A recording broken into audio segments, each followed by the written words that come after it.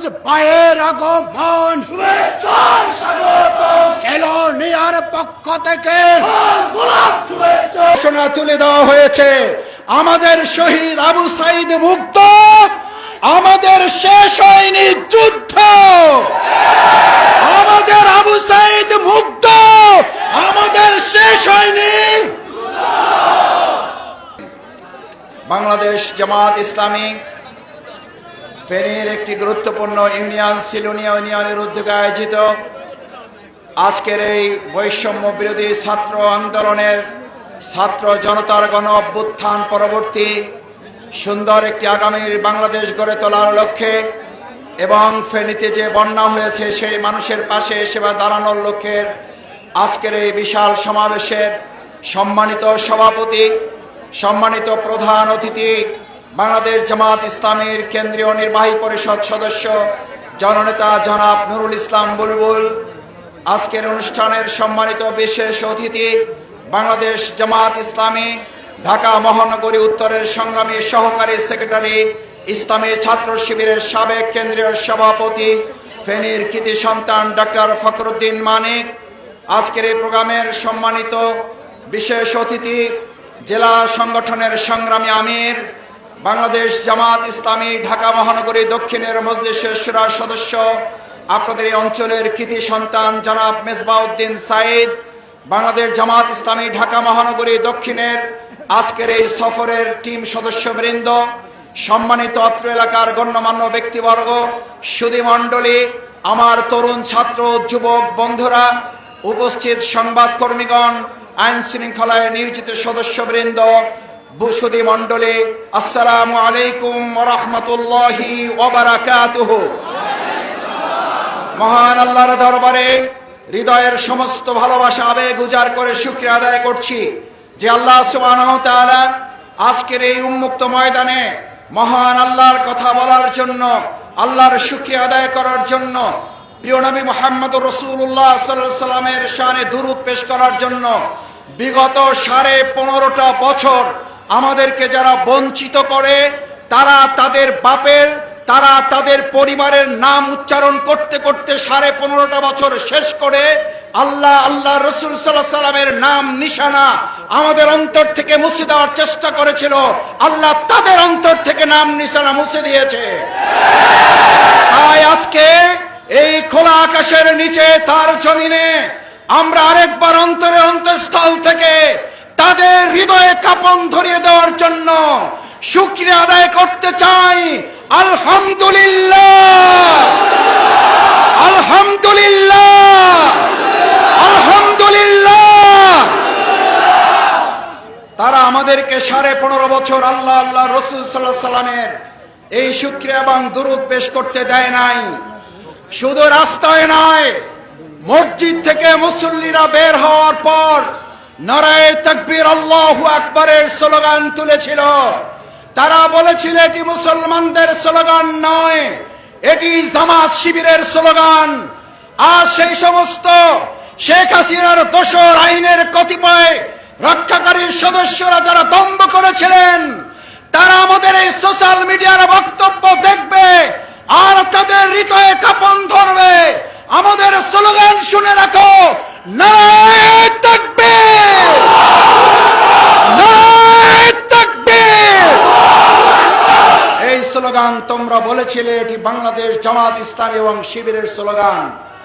আর সিলোনিয়াবাসী আজ তোমাদেরকে বলে দিচ্ছে, নারায়ে তাকবীর আল্লাহু আকবারের স্লোগান শুধু জামাত ইসলামী ছাত্র শিবির নয়, শুধু মুসলমানদের নয়, এটি বাংলাদেশের স্বাধীনতা সার্বভৌমত্বের স্লোগান। এই স্লোগান দিয়ে রৌমারী সীমান্তে বিজিবির সাথে আমাদের সাধারণ জনতা আল্লাহু আকবারের স্লোগান দিয়ে বিএসএফ এর কতিপয় সদস্যদের মোকাবেলা করে দেশের স্বাধীনতাকে অক্ষুণ্ণ রেখেছে। আমরা জানি তোমরা কেন নারায়ে তাকবীর আল্লাহু আকবারের স্লোগানকে ভয় পাও, কারণ এই স্লোগান বাংলাদেশের স্বাধীনতা সার্বভৌমত্বের গ্যারান্টি।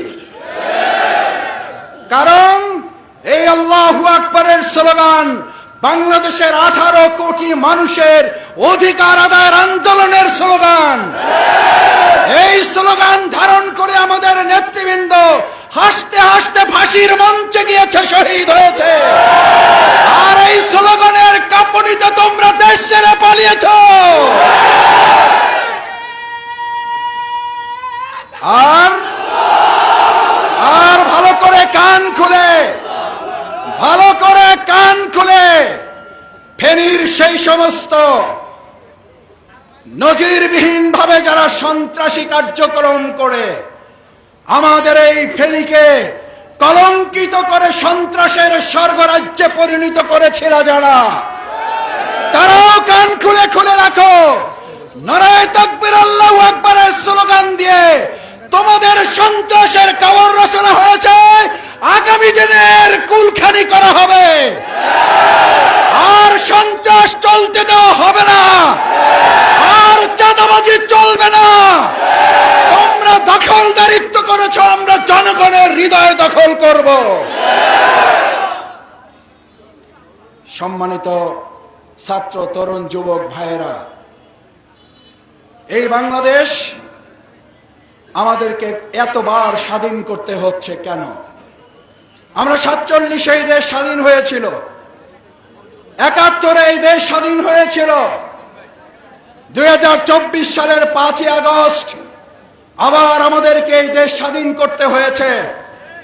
এখনো 18 কোটি মানুষের মধ্যে শঙ্কা আছে, আমরা যদি সমূলে ঘাপটি মেরে বসে থাকা ওই সমস্ত চক্রান্তকারী ষড়যন্ত্রকারীদের মোকাবেলা করা না যায়, তাহলে হয়তো এই দেশের মানুষের ভাগ্যাকাশে আরেকবার স্বাধীনতা অর্জনের প্রশ্ন উঠতে পারে।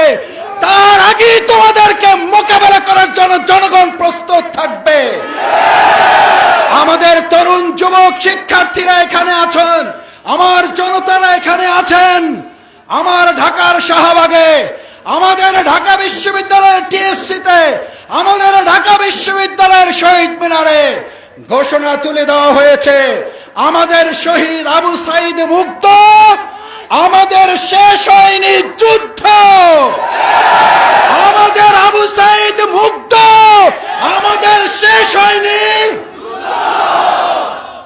ভালো করে কানে যেন শব্দটা থাকে। যারা দেশ নিয়ে সিনেমিনি খেলবেন, মনে রাখার জন্য কথাটা বলে শেষ করছি।